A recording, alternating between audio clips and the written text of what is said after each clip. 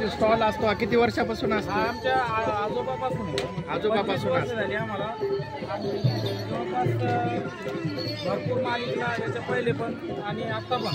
आणि परंपरा अशी आहे याची की या मायभूमीतून कोणताही माणूस अजून लढून गेलेला नाही. धंद्यासाठी आलेला काही इकलं जातं इथं. आणि आता महाराष्ट्रात तामिळनाडू, कर्नाटक, आंध्रा, उत्तर प्रदेश, मध्य प्रदेशातून काही उद्योग करायसाठी लोक येतात. त्यांना सगळ्यांना धंदे होतात. आता कोणताही वर्ष नाही की आत्तापर्यंत धंदा झाला नाही. सगळ्यांना योग्य तऱ्हेनं धंदे होतात. आणि या धंद्याची लय मोठी देण आहे. आणि अख्ख्या भारत देशात म्हणजे महाराष्ट्रातच नाही तर भारत देशात लौकिक यात्रा म्हणून चालू आहे. आणि ही जवळपास 350 वर्षापूर्वीची यात्रा असल्यामुळे सगळे लोक लांबून येतात. आणि भरपूर धंदा होतो प्रत्येकाचा. आणि आता आपल्याकडे काय असतंय बैलासाठी आणि घोड्यासाठी बैलासाठी हर एक जी वस्तू लागती बैलांना गुरांना ते सगळे प्रकारची आपल्याकडे आहे. आता याच्यातले मोरती आहे चमड्याची. ओरिजिनल आहे का? ओरिजिनल चमड्याची 400 रुपये जोडी आहे. 100 रुपये जोडी आहे. गळ्यामध्ये वादी आहे. आणि ओरिजिनल चमड्याचा बेल्ट आहे. गावरान चमडा म्हणून बेल्ट कमराला 100 रुपयाला विकतो आम्ही. हे कंडा आहे बैलासाठी गळ्यात 100 रुपयाला जोडी विकतो. ही जोत्याची बेडी आहे शर्यतीसाठी वापरल्या जाते. त्याच्यानंतर हा गळ्यात कंडा आहे दोरीचा. त्यानंतर हा गळ्यात सांगाळ आहे शर्यतीसाठी बैलासाठी वापरला जातो खिल्लार बैलासाठी. आणि हे आपले घागरमाग हे बैलासाठी रेग्युलर वापरलं जाते. हे मोठ्यामध्ये वासरासाठी पुन्हा गाईसाठी म्हशीसाठी. परत ही एक नवीन आयटम आहे आमच्याकडे कवड्याची ओरिजिनल कवडीचा माळ आहे. आणि ही मोरकी आहे बाशी मोरकी. हे 4000 रुपये जोडी विकल्या जाते. 3000 4000 पोळ्यात बैलाला पोळ्याला एक दिवस घालतात. पण ओरिजिनल गावरान कवडी आहे. आणि केसाळी आहे नजर लागू नये बैलाला शिंगात पायात गळ्यात सगळ्यासाठी कामाला येते. त्याच्यानंतर हे गळ्यात तोडे असतात. पितळाचा म्हणून एक सोन्यासारखा बैल असतो.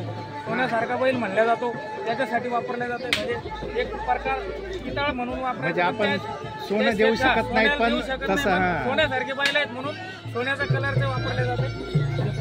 पायातले पैसे नाही हे पायात वापरले जाते पोळ्याला एका दिवसात 1 दिवसासाठी. हे 500 रुपये जोडी विकले जाते. 300 रुपये जोडी विकले जाते. आणि घंटी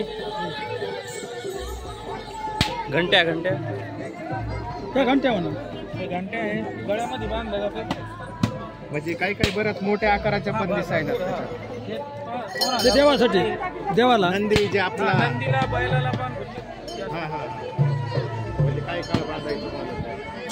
आणि यावर्षी कसा झाला व्यवसाय? चांगला होता का? यावर्षी व्यवसाय कसा चांगला झाला? चांगला आहे व्यवसाय. शेतकरी तेवढं शेतकरी सध्या दुष्काळीग्रस्त मध्ये आहे. परत काय झालं मालाला भाव नाही त्याच्यामुळे शेतकरी परेशान आहे. कारण जे कपाशी आहे सोयाबीन आहे याला भाव नाही. शेतकरी पण परेशान आहे. आपला आयटम पण भरपूर महाग असतो.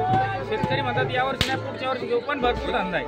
शेतकऱ्याचा प्रतिसाद बरा होता का? नाही चांगला होता. आणि भाव मोल काही करतात का? भावामुळे थोडंसं आम्हाला 100-50 जे जास्त मिळायचे होते ते थोडे कमी मिळून राहिले. किंवा गिरायक 1500 मागते चालल्या जाते ते 1600 घेणार होतं ते जे घेत नाही. म्हणजे शेतकऱ्याचा जसा जिव्हाळ्याचा प्रश्न शेती असतो तसं त्याचे बैल सुद्धा त्याच्या आवडीचे असतात काम करणारे. एकंदरीत आताच्या युगामध्ये सगळं ट्रॅक्टरचं झालं तर शेतकरी येत आहेत का आपल्याकडे? भरपूर शेतकऱ्याकडे बैलाची खूप आवड झालेली आहे. आणि शर्यतीसाठी बैल खूप आता शर्यती चालू झाल्या 5 वर्षात भरपूर बैल सांभाळून राहिले लोक. म्हणजे तरी या ट्रॅक्टरच्या युगामध्ये शेतकरी बैलप्रेमी अजून आहेत असं म्हणायचं म्हणा की 90% तरी आहेत. अच्छा अच्छा. आम्ही पण भरपूर इकून राहिलो. आणि प्रत्येक यात्रा करतो आम्ही. ठीक आहे. महाराष्ट्राच्या बाहेर सुद्धा तुम्ही जातात हे साहित्य घेऊन. आणि तिकडच्या शेतकऱ्याचा प्रतिसाद कसा असतो? चांगला आहे. फक्त आपल्या भागात थोडंसं दुष्काळग्रस्त म्हणजे थोडं जे इन्कम जास्त व्हायचं ते होत नाही. म्हणजे कमी रेट मध्ये विकून राहिलं बाकी काय नाही. अच्छा धन्यवाद दादा. ठीक आहे धन्यवाद.